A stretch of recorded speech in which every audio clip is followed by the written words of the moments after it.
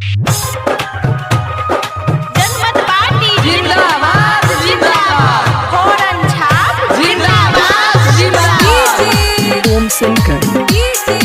ओम शंकर प्रसादो खरविंदा अब गेले इलेक्शन हो देखिया हो भाई मधेश के बेटा सिके रात छै आइल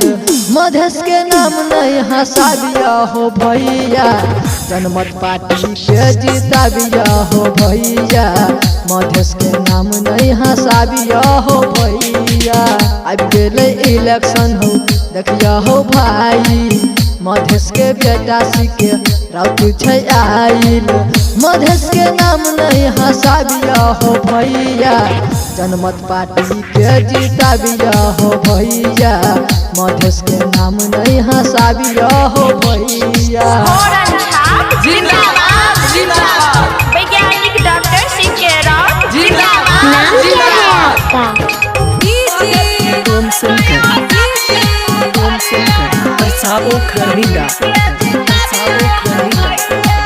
बेर बेर देखलिए सबके यौ खेला ओइ बेर लगाबियो जनमत पार्टी के मेला जनमत पार्टी जिंदाबाद जिंदाबाद।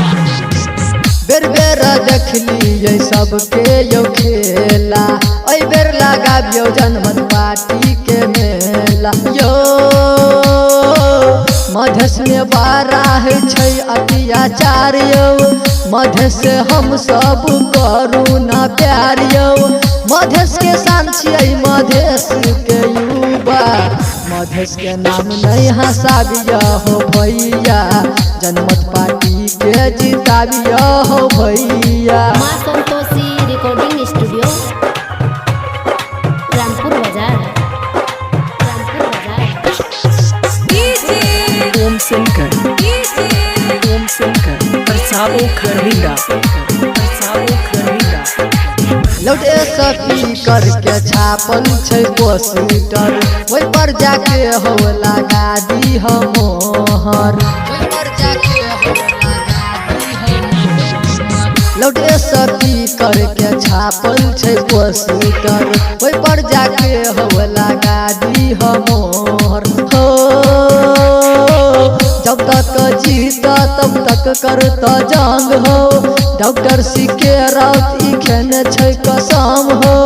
गायक रविंदर गाबै छ मधेसी मधेश के नाम नहीं हंसाबिया हो भैया जनमत पार्टी के जिताबिया हो भैया अब गेले इलेक्शन हो देखिया हो भाई मधेश के बेटा सिके राउत छै आइल मधेश के नाम नहीं हंसाबिया हो भैया